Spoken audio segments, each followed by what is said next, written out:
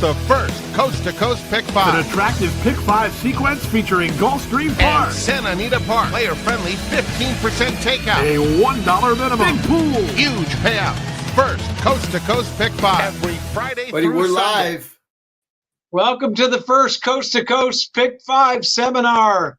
Yeah, seminar, Skip. I know we're live, buddy. Yeah. We are live. We are live, and welcome. And straight from 1973, Gino Bacola. Gino, where are you right now? I am at Las Vegas, Nevada. I'm here at the Horseshoe for the NHC. It was day one of the NHC today, but you could see I went to the NHC from 1972. So I got in my DeLorean and went back about 40 or 50 years to the lighting, the wallpaper, everything, the mood that I've got set right now in this room. So, hey, you know what? I had a pretty good day today because I didn't play in the contest. I really haven't myself. I think I've only played in like 2 or 3 ever my whole life. I knew I was going to be there today covering the races and have a ton of winners because I wasn't playing. So I bet almost all my horses and had a pretty good day, which, you know what? I'll take it. Now we got plenty of ammo for tomorrow, the Saturday Coast to Coast Pick 5. We love this wager. It is the best bet in racing, 15% takeout. It's $1 minimum, so it's harder to hit. It's harder to put your tickets together. Daily Racing Form gives you free past performances for all of these sequences. There's no computer-assisted wagering, so no CAW wagering. That means the bigger computer players, sometimes we see those late hits of odds. They're all locked out of this wager. Skip, it is the thing that we've kind of mapped out every week, the what we want to put most of our bankroll in. Yeah, no, it's like we keep saying, I think it's the best bet out there. I love the low takeout, the dollar increments. You know, it eliminates a lot of people. And I tell you what, as Chappie always says, it pays well over the parlay. So hopefully we could get lucky and hit this thing. We haven't hit one yet. I did hit one last Sunday, but it only paid $533. Hey, so, you'll take it and roll it right back on over this week. I'm looking forward to hitting a big one like, what's that? Yeah, we'll roll that thing right back on over this week, man. You'll take it, right? No, absolutely. Absolutely. I hit my first one. So, of the year, I'm ready to go. This weather's great for me. Chappie knows I like the cold weather. We're going to get some sunshine tomorrow. It should be a beautiful day at Santa Anita and at Gulfstream also. So weather shouldn't be a problem. Well, you guys are both cutting out just a tad, so hopefully this is going to work out okay. We shall see. Gino, if not, you can go back to your El Camino in 1973. And you got to start with me in race 10 at Gulfstream because the horse is so perfectly named for my situation right now.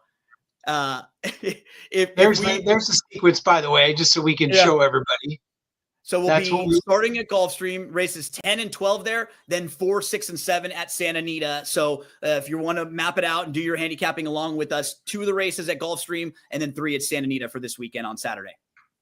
All right. So as we just said, Gino, from 1973, you could start off. Our first leg is Gulfstream race 10. We're going a mile on the turf. What are your thoughts here? I love the number 9, American Retro. That's me right now here. Very retro. This is a horse who got completely stopped last time she was on the turf. She was moving down the inside.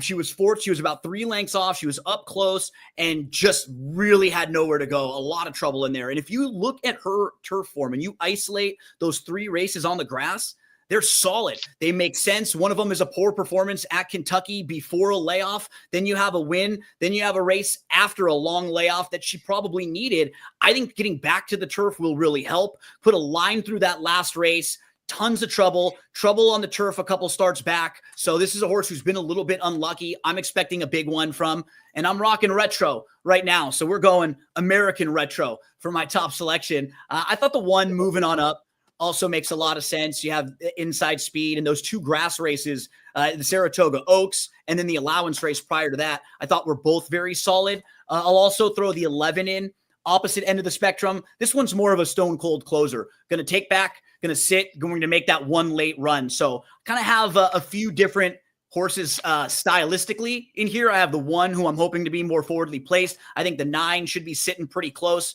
And then the 11, New Ginia coming from the back. So lots of 1, 9, 11 for me here. Well, besides American Retro, even moving on up reminds me of the Jeffersons, which was way back in the I guess in the 80s. So that might fit the look there, Gino, as well. So maybe an exacta American Does that make Retro. me Archie Bunker? You look more like Dirk Diggler right about now. But Skipper, what are your thoughts here in the first leg? All right, man. This race, God, it's a tough one to start off with. I think this race is wide open. I know Gino likes the 1, 9, and 11. I'm going to say a couple that he hasn't mentioned. The first one will be the 2, Del Regrioso. This horse has 2 wins over the turf course. Last time on Pacific Classic, why do I always forget it? What was the big race at Big Cap? Gulfstream? No, Pegasus. Gulfstream. Pegasus. This horse ran on Pegasus World Cup Day. And throw that race out. It was outclassed that day, but it broke from 11 out of 11. Had no shot, went wide, and just throw that race out. They drop it back in for the tag here, but the 2 races before that, it didn't run bad. It broke, it was way outside, 9 out of 11 and 9 out of 12. It got good buyers. It only got beat 3 and 4 lengths. And with, a couple of the horses that were in here. So I think the 2, Del Regrioso at 8-1's got to be on your ticket. The 4, I'm also going to use on my ticket, Mark Cassie's horse, Crevel d'Oro. This horse is coming off a break. It does have some back class. It's coming in from Woodbine, but it does have a win and a second over the Gulfstream Park turf. My sneaker horse right here is the 5, Carey. This horse will be in front. I don't know for how long, but with Paco aboard, they are taking this horse. They're going to the front. Paco's been riding great at Gulfstream Park. He had a 5-winner day the other day. He's riding great. He loves to go to the front. So the 5, the only thing that scares me about it, I just don't like the workout pattern, but I got to use it because I know it's going to be in front. I don't like how it worked January 6th, then it ran January 12th, came back the 25th and February 1st. Then it took a month off, which is a little skeptical to me. I mean, that usually doesn't happen. Came back and worked March 1st and then March 8th. I'm just using it because it's speed and it has Paco on it. At 20-1, we'll see how far that horse could take him. The one that I like the most is number 8, Mo Fox Given. This horse ran off a little break on the Tapeta surface and didn't run real good, but this horse has always been better on the grass course. I mean, it's a grass horse. I like the last 2 works on the 26th and the 7th. I love that Johnny B's jumping aboard at 8-1. That's my top play. I got to use the 10 All-American Beauty also. It kind of reminds me of Gino there. American Retro, All-American Beauty, Sure. Moving on up. And then the last one I'm going to mention is a 12. I'm spreading in here, as you know. 12 is going to be on my ticket too. That horse has got some back class. It loves Gulfstream Park's turf course. Last time in December, I don't know what happened. Something must have went amiss. They gave it a little time off. This horse has come back to work well. So I'm going to spread in here, and then I'm going later in the sequence. All right. So both of you pretty much spread in the first leg, which is race 10 at Gulfstream. And I think the morning line favorite is actually 9-2 on the rail horse. Is that correct? So Yeah, you can tell it's a wide open race, to be sure. So thanks for some of you joining us late. We're going over the coast to coast, and Gino is live from 1973 in Las Vegas at the Dunes, and Seminar Skip is joining us as well. So let's move on to our second leg, which would be race 4 here at Santa Anita. By the way, Santa Anita, we do now have a pick 6 carryover into tomorrow. We had a couple prices in the last 2 legs, courtesy of Doug O'Neill. So there is a pick 6 carryover going tomorrow. But we're talking about the coast to coast. We're into the second leg. That Skipper race 4, going a mile on the turf. Calabreds on going a mile, like I said, mate, on the turf there at Santa Anita. Hopefully we will stay on the turf. We have had some rain. We were off the turf today, but it stopped raining. hopefully we're good tomorrow, Skipper. Right. Yeah. And I'm glad you said that because we handicapped, or I handicapped, and I'm sure Gino did too, that these races were going to be on the grass course. So if they're off the grass, there's going to be scratches. Some of these horses might not like the dirt or don't like the dirt. So we'll see what happens. But these picks or selections are for the grass course. I'm going to start off with the 1. I got to use the 1, Princesa del Tigre. This horse, Tim McCann is having a real good meet over here since they shipped down here. And this horse likes the grass course, but look at this horse, how it did. Came off a break from September to December 23, didn't run a step. Then here we go, February 24th. That was a while ago, but it got real sharp. That was a year ago. It wins by 4, wins by 2, loses by a nose. This horse has got really sharp. They gave it a break, but I don't mind that break. Now it's 5 years old. I think this horse will come back in sharp form. Tim McCann does great off the bench. So this horse was in good form. They gave it a little time, and now it's coming back. So the 1's going to be on my ticket. The 2, the favorite, I'm not putting on my ticket. I'm tossing it out. I've tried to catch this horse so many times, and it has trouble. Looks like it's going to get there. It just never could get there. And I'm leaving the 2 off. The other one I'm going to use is the 5. Nothing is forever. Andy Mathis. We talked about a great meet with Tim McCann. Well, Andy Mathis is having a great meet, winning 24%. Now, this horse is sharp too. And, it hasn't done most of its races, I should say, are on the dirt course. But I like the way that this horse broke its maiden on the grass course at Del Mar. It got sharp after that. I got to use everything Andy Mathis is setting out. So I'm going to use the 5, and that's it. I'm just going 1 and 5 in this race. And Skip, one thing about the 5 too as well is people might say, oh yeah, once it got off the turf, it got better. But that it also added blinkers. And since the blinkers were added, right, that's when the horse got really good. So I think the addition of the blinkers is what made the horse very good, not the surface switch. So I'm right with you on those 2. I'm going to give Ultimate High another chance. So I'm just 1, 2, 5 in there. Gino, do you have anything to add in the second leg? Only horse I'd add is the 6, Quantum Energy. So just compare this horse to Ultimate High. And the last couple times they've raced against each other, Quantum Energy was 3rd, was right behind Ultimate High last time out. And this horse was down on the inside and had to wait and had to move through a really tight spot. You could see she hesitated when she was moving through because she just didn't really want to hit that tight hole. And a couple starts back, this horse beat Ultimate High also. So I'm going to definitely give Quantum Energy a look as well. I'm probably going to be 1-6, and I'm kind of with you guys. I'm a little cool on the 2. If you want to out there use the 2, but these are the kind of horses defensively that you probably shouldn't use at a short price unless you have really big prices in the other legs around it, and you just want to make sure you're getting through this race. Right. No doubt about it. All right. So that's after leg 2. Now, Skipper, we're going to go back to leg 3, which is a Gulfstream, race 12, a mile and a 16th. These are 25-time claimers or maiden claimers here. What are your thoughts here in leg 3?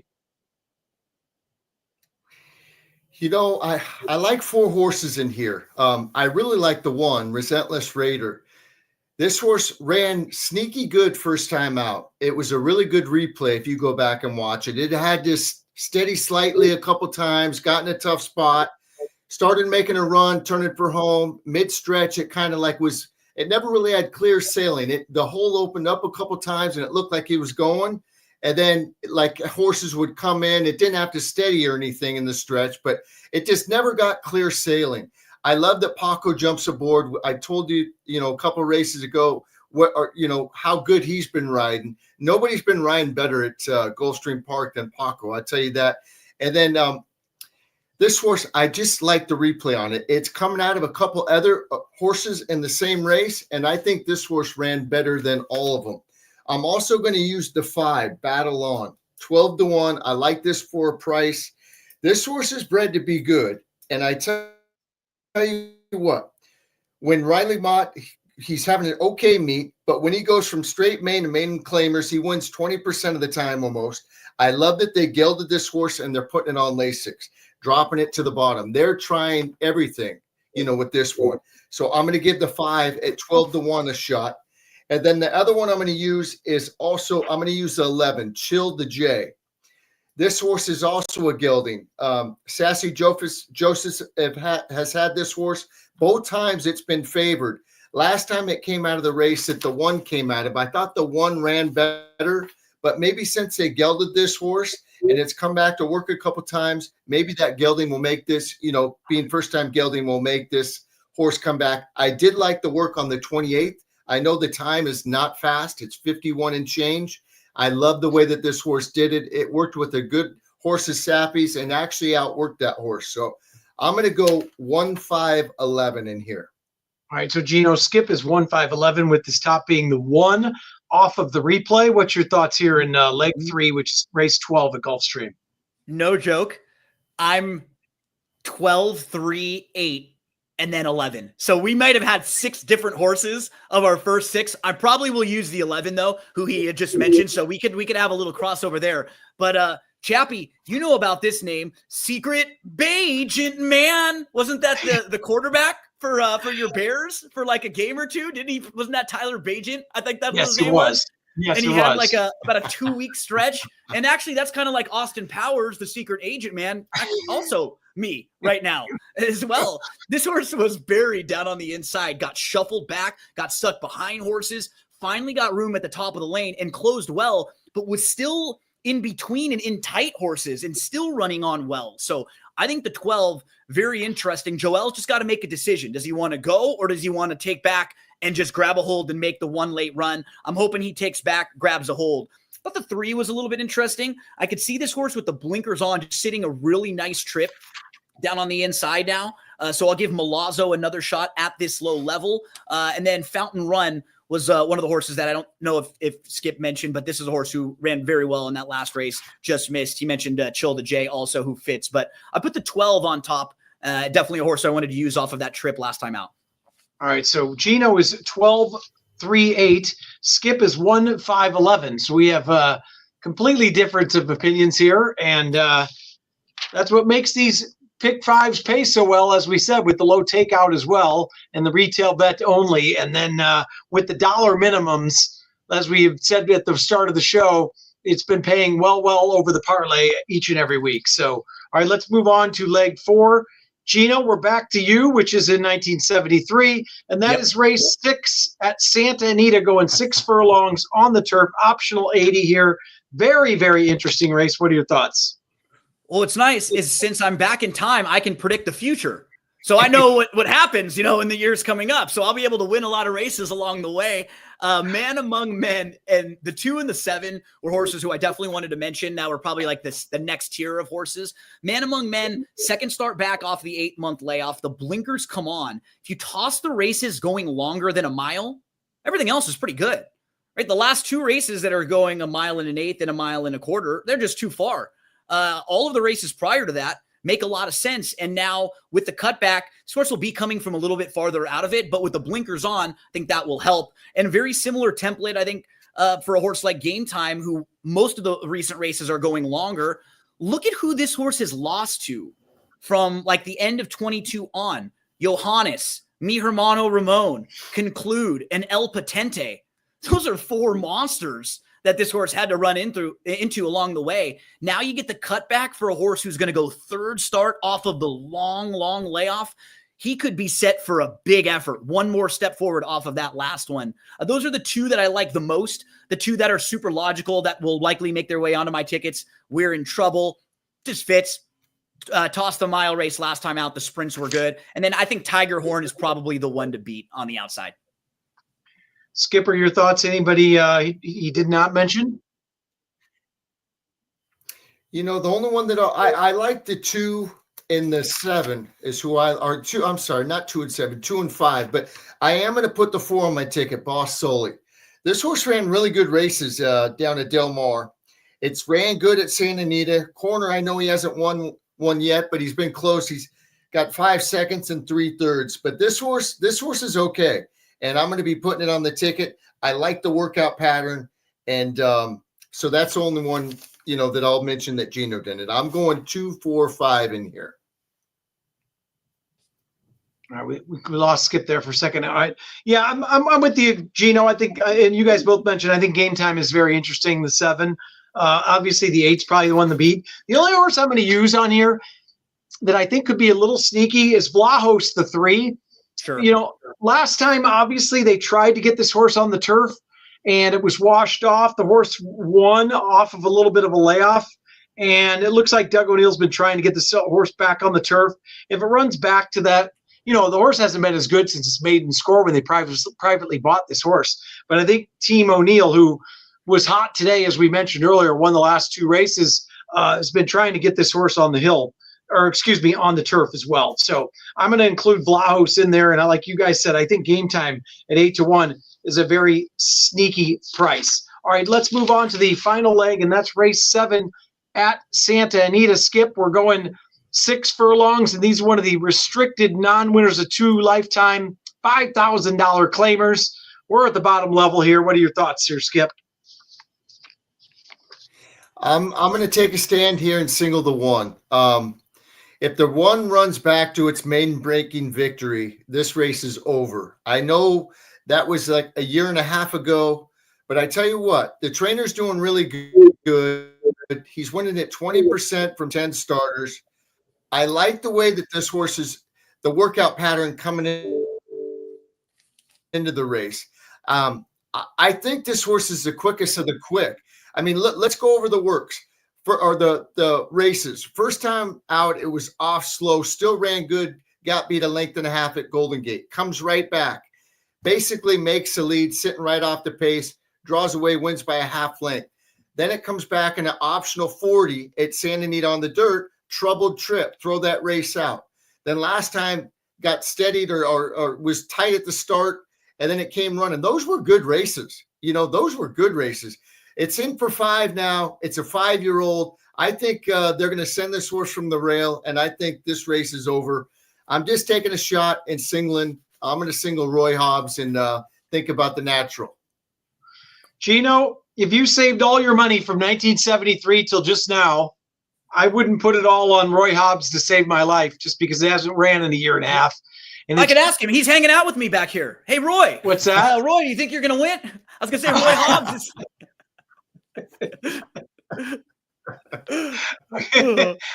Guy, I mean, the horse is actually broke slowly twice in 4 career starts, hasn't raced in a year and a half, and it drew the rail. That's just not my kind of play, but that's why we run the races there. You can please ask Roy Hobbs and then let us know what you think, Gino. What do you think, Roy? Okay, he said he'll run well, but for me to use one other horse along with Roy, so I'll probably just use Hermelinda's Fancy, who is dropping in class. I think just fits at this level. Was inside, was close up, and just had nowhere to go. Got backed up all the way to 6th, was behind horses, and then did actually show some late energy after the trouble. You don't really see it in the running line a whole lot, but if you watch the race, this horse just had a brutal trip and never really had any shot. And prior to that, you're winning at a maiden 8. Like that's comparable to this level right here. These are just like the bottom low level types. So I think pretty formful in a race where unfortunately, I couldn't make the cases for some of the longer shots I wanted to. Chappie, give us a little something else to add.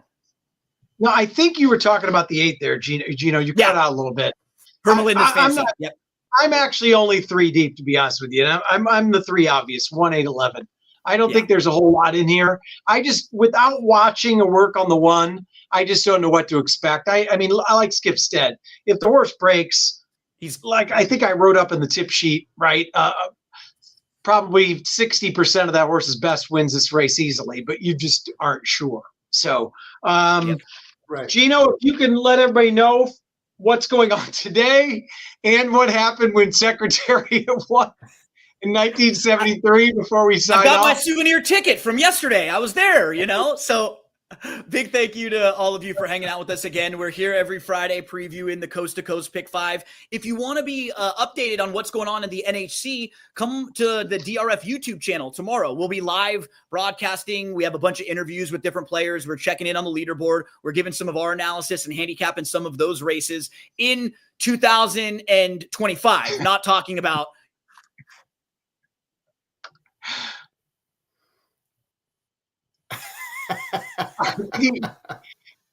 Did he cut out on you there at all there, Skip, at the end? Just a little bit. He cut out on me. He did. But He's cut out on me.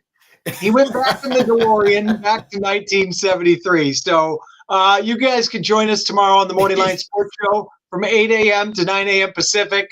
For Skip and Gino from the past, I'm Chappie. We'll see you again tomorrow and next Friday for another edition of the Coast to Coast Pick 5 preview show. Thanks, guys. We'll see you next week. Appreciate it.